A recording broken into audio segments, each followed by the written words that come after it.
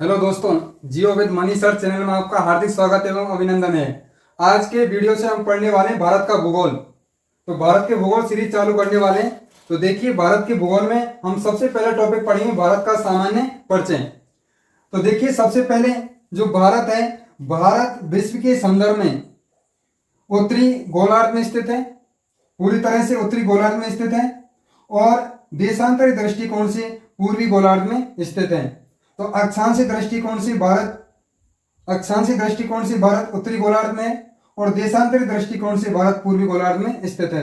अतः हम कह सकते हैं भारत की स्थिति विश्व के संदर्भ में उत्तर पूर्वी गोलार्ध में स्थित है। और भारत का जो कुल क्षेत्रफल है वह है 32,87,263 वर्ग किलोमीटर। 32,87,263 वर्ग किलोमीटर, यानी विश्व के कुल क्षेत्रफल का भारत का क्षेत्रफल लगभग 2.4% स्थित है। और जो विश्व में इसका स्थान है क्षेत्रफल की दृष्टि से वह है 7वें नंबर पर। विश्व का जो सबसे बड़ा देश है वह है रूस देश, और रूस के बाद में आता है कनाडा, और तीसरे स्थान पर आता है चीन, और चौथे स्थान पर आता है अमेरिका यानी यूएसए, और पांचवें स्थान पर आता है ब्राजील, और छठवें स्थान पर आता है ऑस्ट्रेलिया, और भारत का स्थान आता है 7वें नंबर पर। तो इस तरह से भारत का स्थान विश्व के संदर्भ में 7वें स्थान पर है, क्षेत्रफल की दृष्टि से 7वें स्थान पर आता है। और भारत के अंतर्गत अब वर्तमान में कुल राज्य 28 स्थित हैं।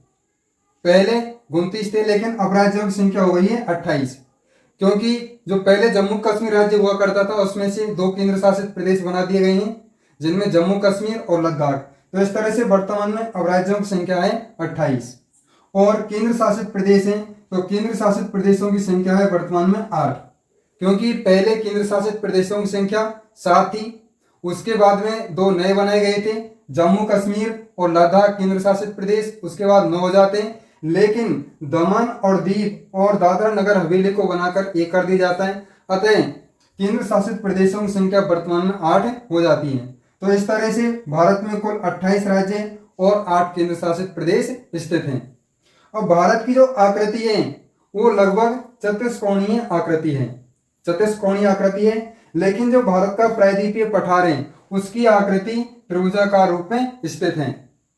अब भारत का अक्षांशीय विस्तार देखते हैं। तो भारत का जो मुख्य भूमि है उसका विस्तार, यानी इधर कन्याकुमारी तमिलनाडु में 8 डिग्री 4 मिनट उत्तरी अक्षांश से प्रारंभ होता है, और उत्तरी भाग में यहाँ पर है 37 डिग्री 6 मिनट उत्तरी अक्षांश।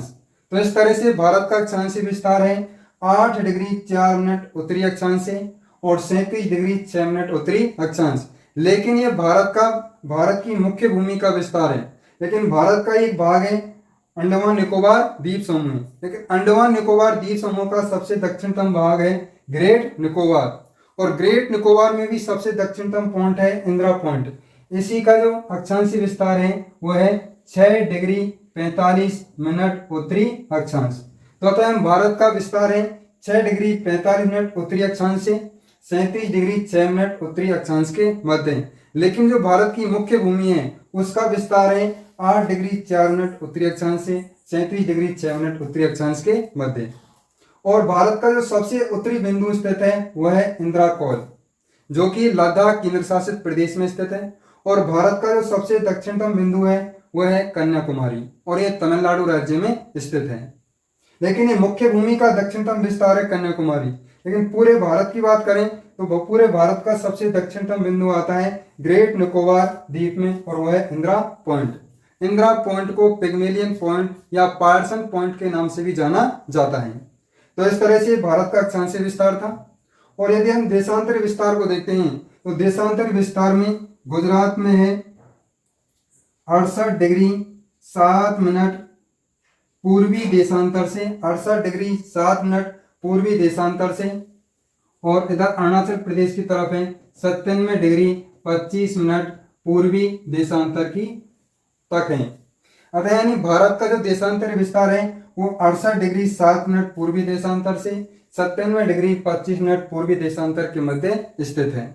अब भारत का जो सबसे पूर्वी बिंदु है वह अरुणाचल प्रदेश में राज्य है, अरुणाचल प्रदेश राज्य में स्थित है, वह है किविथु अरुणाचल प्रदेश में। और भारत का जो सबसे पश्चिमी बिंदु है वह है गौर माता, जो कच्छ क्षेत्र में पड़ता है और गुजरात राज्य के अंतर्गत आता है। तो इस तरह से सबसे पूर्वी बिंदु किविथु था और सबसे जो पश्चिमी बिंदु था वो गौर माता गुजरात के अंतर्गत आता है।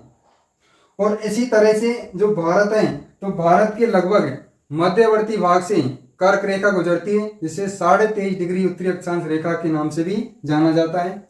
और ये भारत को लगभग 2 बराबर भागों में बांटती है, जिसके उत्तरी भाग में उपोष्ण कटिबंधीय या शीतोष्ण कटिबंधीय जलवायु का विकास होता है और कर्क रेखा के दक्षिणी भागों में यानी जो प्रायद्वीपीय पठार है उसमें उष्ण कटिबंधीय जलवायु का विकास होता है, क्योंकि यह भूमध्य रेखा और कर्क रेखा के मध्यवर्ती भाग में स्थित है।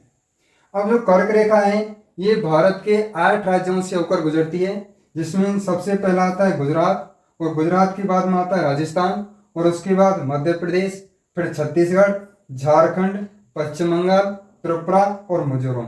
इस तरह से भारत के 8 राज्यों से होकर कर्क रेखा गुजरती है, जिसमें दोबारा से देखें गुजरात और उसके बाद राजस्थान, मध्य प्रदेश, छत्तीसगढ़, और छत्तीसगढ़ के बाद में आता है झारखंड, पश्चिम बंगाल और त्रिपुरा और मिजोरम। तो इस तरह से 8 राज्यों से होकर कर्क रेखा गुजरती है, जो भारत को लगभग 2 बराबर भागों में बांटती है। और एक आती है 82.5 डिग्री पूर्वी देशांतर रेखा, जिसे भारत की मानक अक्षांश रेखा के नाम से भी जाना जाता है, जिसके आधार पर भारत का समय निर्धारित होता है। और जो 82.5 डिग्री पूर्वी देशांतर रेखा है ये भारत के 5 राज्यों से होकर गुजरती है, जिसमें आता है उत्तर प्रदेश, मध्य प्रदेश, छत्तीसगढ़, उड़ीसा और आंध्र प्रदेश। इस तरह से 5 राज्यों से होकर गुजरती है।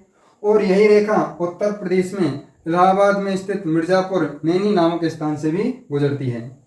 तो जो कर्क रेखा और 82.5 डिग्री पूर्वी देशांतर रेखाएं ये दोनों और छत्तीसगढ़ राज्य में दोनों रेखाएं मिलती हैं। तो भारत को अन्य नामों से भी जाना जाता है, जैसे भारत को आर्यवर्त प्राचीन समय में कहा जाता था, और भारत, हिंदुस्तान और जम्बूद्वीप और इंडिया के नाम से भी जाना जाता है। तो भारत के हम जब देखते हैं तो भारत विश्व के संदर्भ में तो उत्तर पूर्वी गोलार्ध में आता है, लेकिन एशिया के संदर्भ में भारत दक्षिणी दिशा में स्थित है। अब भारत के इधर देखें तो भारत के इधर पूर्वी भाग में आती है बंगाल की खाड़ी। बंगाल की खाड़ी स्थित है भारत के पूर्वी भाग में, जो कि एक हिंद महासागर का ही भाग है। और भारत के दक्षिणी भाग में स्थित है हिंद महासागर, और भारत के पश्चिमी भाग में स्थित है अरब सागर। तो भारत का जो दक्षिणी प्रायद्वीपीय भाग है ये 3 ओर से जल से घिरा हुआ है। इधर पूर्व में तो बंगाल की खाड़ी, और दक्षिण में है हिंद महासागर, और पश्चिम में स्थित है अरब सागर। इसी कारण इसको प्रायद्वीपीय भारत के नाम से जाना जाता है। और इधर जो गुजरात है तो गुजरात के इस वाले क्षेत्र में आती है कच्छ की खाड़ी, यहाँ पर है कच्छ की खाड़ी, और यहाँ पर आती है खंबात की खाड़ी, ये खंबात की खाड़ी है। तो यहाँ पर तो आती है कच्छ की खाड़ी और इसके बाद में आती है यहाँ पर खंबात की खाड़ी। और इधर यहाँ पर नीचे आती है, इसका नाम है मन्नार की खाड़ी, यहाँ पर है मन्नार की खाड़ी। ठीक है, तो इस तरह से मन्नार की खाड़ी है। और भारत और श्रीलंका के मध्य एक जल संधि स्थित है, उसका नाम आता है पाक जल संधि। ये पाक जल संधि है जो भारत और श्रीलंका के मध्य स्थित है। तो इस तरह से पाक जल संधि दोनों देशों को अलग करने का कार्य करती है। और इसके बाद जो भारत है, भारत के उत्तर पूर्वी दिशा में चीन देश स्थित है, और यहाँ पर नेपाल देश है, और इधर आता है भूटान देश, और यहाँ पर देश आता है बांग्लादेश,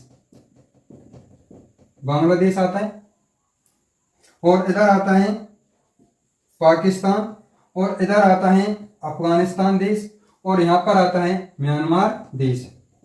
तो इस तरह से भारत की 7 अन्य देशों के साथ में सीमा लगती है, तो इन सीमा रेखाओं को हम अगले एपिसोड में पढ़ने वाले हैं। तो जुड़े रहिए इस तरह से भारत का भूगोल पढ़ने के लिए। धन्यवाद। और इस वीडियो को अधिक से अधिक लाइक करें, शेयर करें।